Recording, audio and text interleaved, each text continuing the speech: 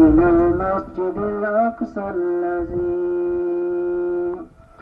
صدق الله العظيم. يا أيها الذين آمنوا صلوا عليه وسلموا تسليما. اللهم صل على سيدنا ومولانا محمد في أول كلامنا. اللهم صل على سيدنا ومولانا محمد في أوسط كلامنا. اللهم صل على سيدنا ومولانا محمد في آخر كلامنا. الصلاة والسلام عليك يا سيدي يا رسول الله. الصلاة والسلام عليك يا سيدي يا حبيب اللہ. اللہ تبارک و تعالیٰ کی حمد و ثنا اور حضور نبی کریم صلی اللہ علیہ وسلم پر درود و سلام بھیجنے کے بعد اللہ تبارک و تعالیٰ سے دعا ہے کہ وہ پاک ذات جو کچھ بیان کیا جائے اس پر ہم سب کو عمل کرنے کی توفیق عطا فرمائے. آج کی رات شب معراج جو ہے بڑی ہی بابرکت رات ہے. اس رات کے متعلق حضور نبی کریم صلی اللہ علیہ وآلہ وسلم نے ارشاد فرمایا کہ جو بندہ ان رات کے اندر عبادت کرتا ہے تو اس بندے کا دل نہیں مرے گا جب کہ قیامت والے دن سب لوگوں کے دل مردہ ہو جائیں گے، اس بندے کا دل زندہ رہے گا. یعنی اتنی عظمت اور برکت والی یاد ہے کہ جب سب بندوں کے دل مردہ ہو جائیں گے، لیکن جو اس رات میں رجب کی رات میں اللہ تبارک و تعالیٰ کی عبادت کرتا ہے تو اس قیامت والے دن اس بندے کا دل نہیں مرے گا بلکہ ان بندوں کا دل زندہ ہوگا جو اس رات میں اللہ تبارک و تعالیٰ کی عبادت کرتے ہیں.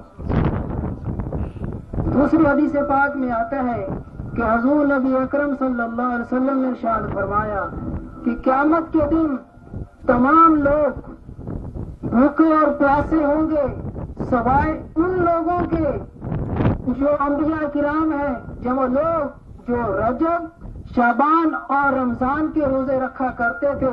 ان کو قیامت والے دن نہ بھوک ستائے گی نہ پیاس ستائے گی، ان کو کوئی فکر غم نہیں ہوگا جو ان دنوں میں روزے رکھتے ہیں. یعنی رجب، شعبان اور جو رمضان شریف کے روزے رکھتے ہیں قیامت والا دن ان کو نہ بھوک ستائے گی نہ پیاس ستائے گی. اس رات کے نفل کے بارے میں آتا ہے کہ جو بندہ 30 رکعت نفل اس طرح پڑھے کہ سورہ فاتحہ کے بعد قل یا ایھا الکافرون 3 مرتبہ اور 3 مرتبہ سورہ اخلاص پڑھے تو اللہ تبارک و تعالیٰ اس بندے کے تمام گناہ معاف کر دیتا ہے اور 1 مہینے کے روزے اور سال بھر کی عبادت کا ثواب اللہ تبارک و تعالیٰ اس بندے کو عطا کرتا ہے. اس رات میں 30 رکعت نفل پڑھتا ہے. یعنی رجب ایسے برکتوں اور فضیلت والا مہینہ ہے. اس رات میں اللہ تبارک و تعالیٰ نے اپنے محبوب کریم صلی اللہ علیہ وسلم کو معراج کرائی. آتا ہے کہ سبحان الذی اسری بعبدہ لیلا من المسجد الاقصی، یعنی وہ پاک ہے وہ ذات جو اپنے محبوب بندے کو لے گی مسجد حرام سے مسجد اقصی تک، جس کے گرد و نواح ہم نے برکت رکھ دی تاکہ دکھائیں اپنے بندے کو اپنی قدرت کی نشانیاں جو سننے والا ہے اور دیکھنے والا ہے. یعنی اللہ تبارک و تعالیٰ نے کہا کہ میں ہوں وہ پاک ذات، ہر عیب اور ہر نقص سے پاک ہے وہ ذات. یعنی اللہ تبارک و تعالیٰ نے فرمایا کہ میں ہوں اپنے محبوب کو جو ہے مسجد اقصی سے مسجد حرام اور عرش پر بلانے والا.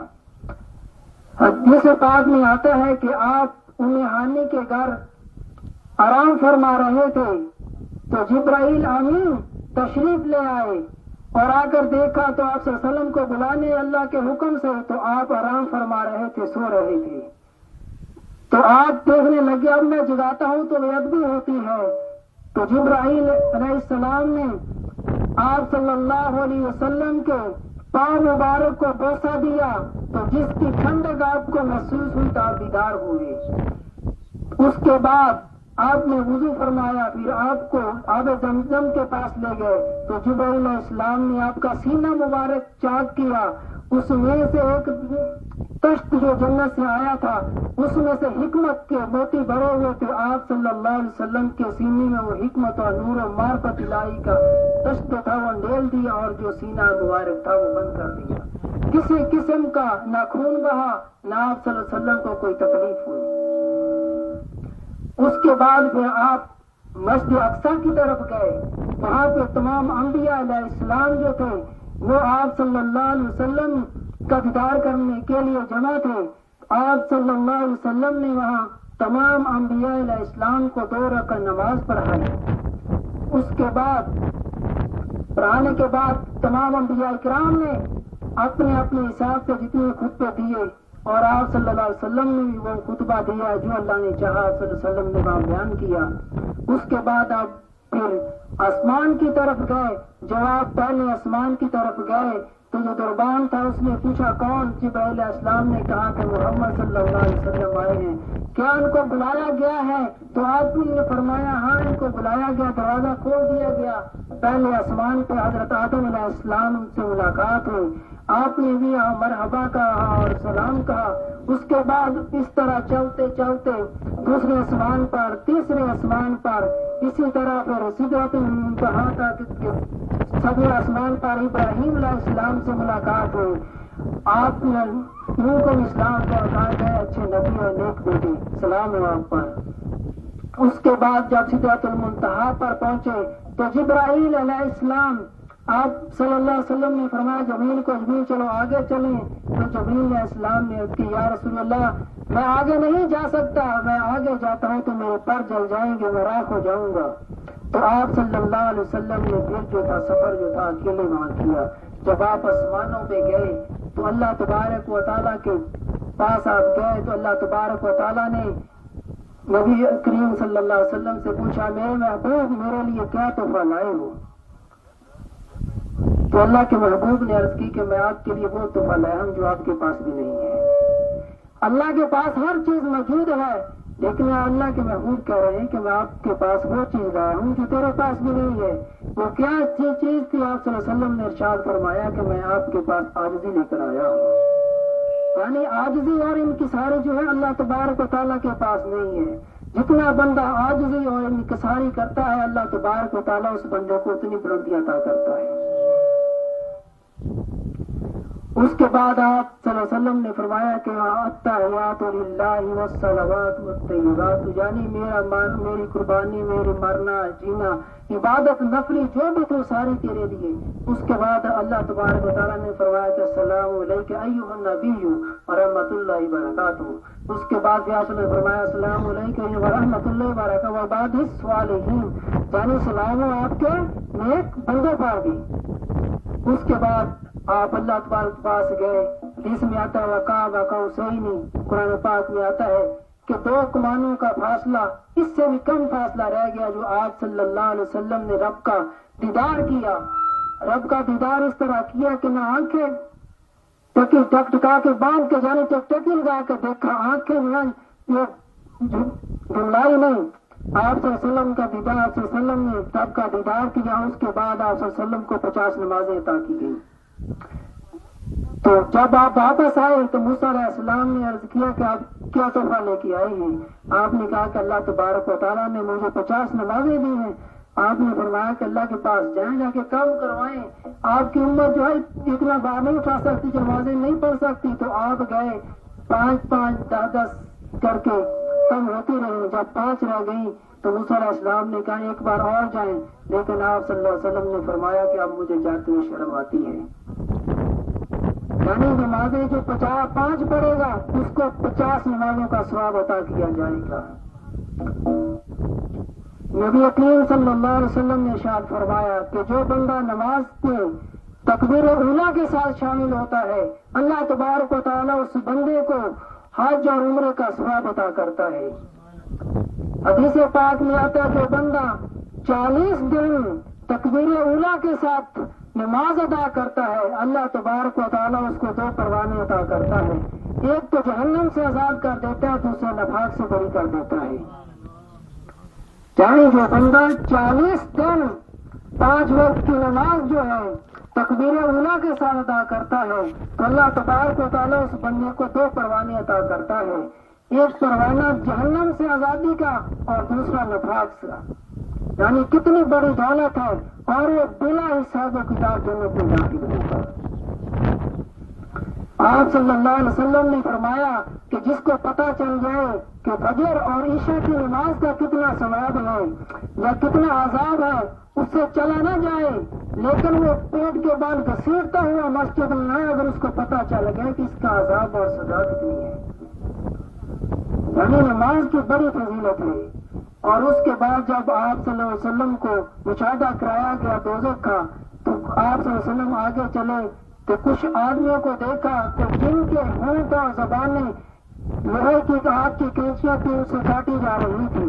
تو آپ صلی اللہ علیہ وسلم نے پوچھا جبریل یہ کون لوگ ہیں کہ جن کی زبان کاٹی جا رہی ہے، کینچیوں سے ہونٹ کاٹے جا رہے ہیں؟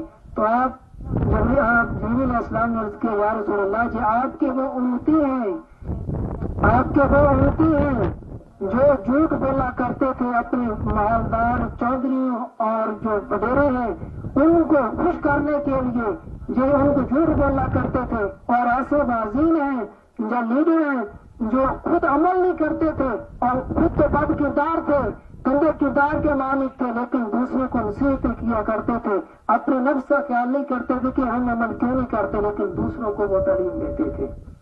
اس کے بعد کچھ اور آگے چلے تو ایک اور آدمی دیکھے تو جن کی زبانیں جو تھیں پیچھے کی طرف کھینچی جا رہی تھی، تو آپ نے پوچھا جبریل یہ کون لوگ ہیں؟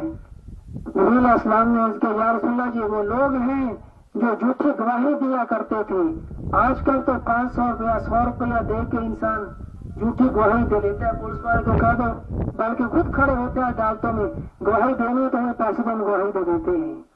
قیامت والے دن اللہ تبارک و تعالیٰ اس کو جہنم میں پھینکے گا اور ان کی زبانیں کھینچ کے پیچھوں کی طرف کھینچی لٹکی ہوگی اور ان کو پھر آگ برس رہی ہوگی۔ ایک اور جگہ پہ آگے آپ صلی اللہ علیہ وسلم چلے دیکھا تو کچھ آدمی جو ہیں وہ گوشت کاٹ کاٹ کے کھا رہے ہیں۔ پوچھا گا جبریل یہ کون ہے؟ تو جبریل علیہ السلام نے عرض کیا یا رسول اللہ یہ وہ لوگ ہیں جو چغل خوری کیا کرتے تھے، یعنی اپنے مسلمان بھائیوں کا چغلی کیا کرتے تھے، اسی لیے آج وہ اپنا گوشت جو ہے کاٹ کاٹ کے کھا رہے ہیں۔ اور کچھ آگے چلے تو پھر کچھ ایسے لوگوں کو دیکھا کہ جن کے پیڑ جو تھے مٹکوں کی طرح تھے، ان کے اوپر پیڑ کے اندر سور اور اسی سانپ وغیرہ پھر رہے تھے بچھو وغیرہ، اور جب وہ چلنا چاہتے ہوئے گر پڑتے تھے تو جبریل سے پوچھا ہے جبریل جو کون لوگ ہیں؟ تو جبریل نے فرمایا یا رسول اللہ یہ وہ لوگ ہیں جو رشوت لیا کرتے تھے، یعنی جو لوگ رشوت خور ہیں، رشوت کا مال لیتے دیتے ہیں، ان کو جو عذاب دیا جا رہا تھا۔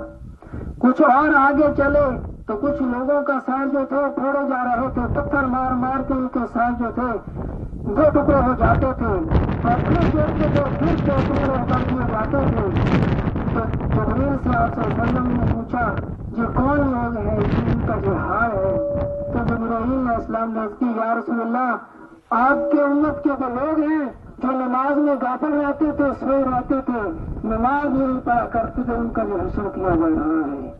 آج ہم لوگ نماز سے غافل ہیں، یعنی قیامت کا رب کا عذاب ہم برداشت نہیں کر سکتے، یعنی پتھر مار مار کے ان کا سر پھوڑے جا رہے ہیں اور اللہ تبارک تعالیٰ پھر ان کے سر جوڑ دیتا ہے، لیکن پھر پتھر مارتے ہیں اس کا سر پھر علیحدہ ہو جاتے ہیں۔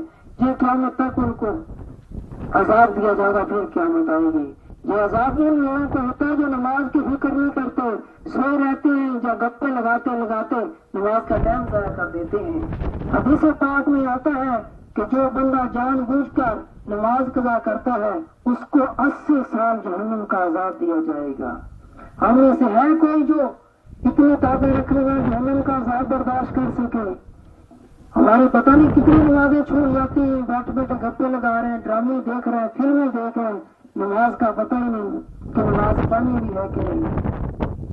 یعنی 80 سال قیامت والے دن ایک دن جو 1000 سال کا ہوگا، اور 80 سال کا حساب کتنے دن بڑھیں گے۔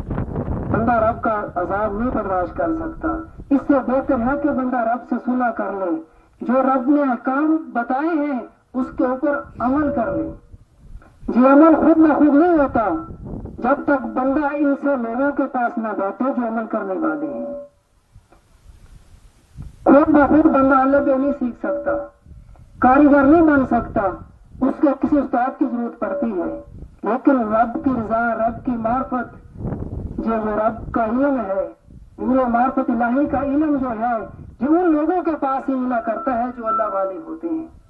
یہ جو مسجد بنائی گئی، اور یہ بھی ہمارے پیر مرشد پروفیسر ڈاکٹر محمد مقصود اللہ صاحب، آپ کیمسٹری کے پروفیسر ہیں ڈگری کالج میں، اور آپ ہومیوپیتھی کے ڈاکٹر بھی ہیں اور حکیم بھی ہیں۔ کئی ایسے مریض آئے جن کا علاج وہاں سے ڈاکٹروں نے جواب دے دیا اسپتال میں کہ اب اس کا علاج نہیں، جاؤ دم کراؤ کہیں سے۔ آپ کے پاس آئے، آپ نے دم کیا، اپنے پاؤں پہ چل کے گئے۔ الحمدللہ آپ لوگوں کی دعوت ہے کہ آپ لوگ وہاں آئیں، کراچی میں ہوتے ہیں، اور ادھر بھی الحبیب مسجد G73 میں ہر مہینے کے پہلے ہفتے مغرب سے عشاء تک کا پروگرام ہوتا ہے۔ اس کے بعد حضرت صاحب لوگوں کا علاج کرتے ہیں۔ آپ لوگ بھی انشاءاللہ وہاں تشریف لائیں، اور سب سے جو بڑی نعمت ہے، آپ جو کافی ذکر دل کی نعمت سے نوازتے ہیں، جتنی بڑی نعمت ہے کلمے کا نور جو ہے بندے کو مل جاتا ہے۔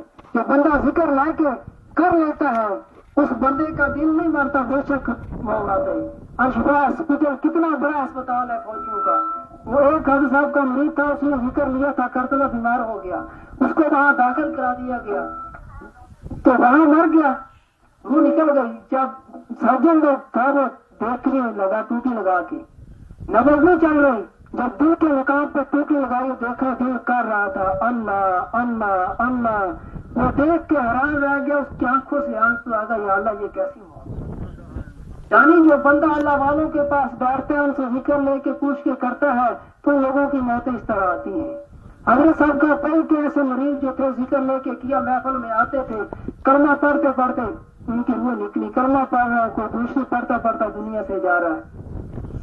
علاج تو ہوتے ہی آتا ہے، آرام تو آ ہی جاتا ہے، لیکن جو سب سے بڑی نعمت ہے وہ ایمان کی دولت ہے۔ ایمان کی دولت جو گھر بیٹھے نہیں ملتی انسان کو، اس کے لیے محنت کرنا پڑتی ہے۔ انشاءاللہ آپ جب بھی اللہ والوں کی محفل میں آئیں، ان سے ذکر لیں، باتیں کہیں پر بھی آپ کو اللہ والوں کی محفل مل جائے، اس کو ضائع نہ جانے دیں۔ بندہ 100 سال بے ریا عبادت کرے، لیکن اللہ والوں کی ایک گھڑی کی عبادت جو ہے وہ 2 سال کی عبادت، بے ریا عبادت جس میں کسی قسم کا دکھاوا نہ ہو، خالص اللہ کی رضا کے لیے عبادت ہو، اس میں وہ بھی اگر اللہ کی ایک گھڑی کی جو ہے صحبت جو ہے اس سے زیادہ اثر رکھتی ہے۔ اللہ تبارک و تعالیٰ سے دعا ہے کہ وہ پاک ذات ہمیں ایمان سلامت رکھنے کی اور اللہ والوں کی محفل میں آتے جاتے رہنے کی توفیق عطا فرمائے۔ وما توفیقی الا باللہ۔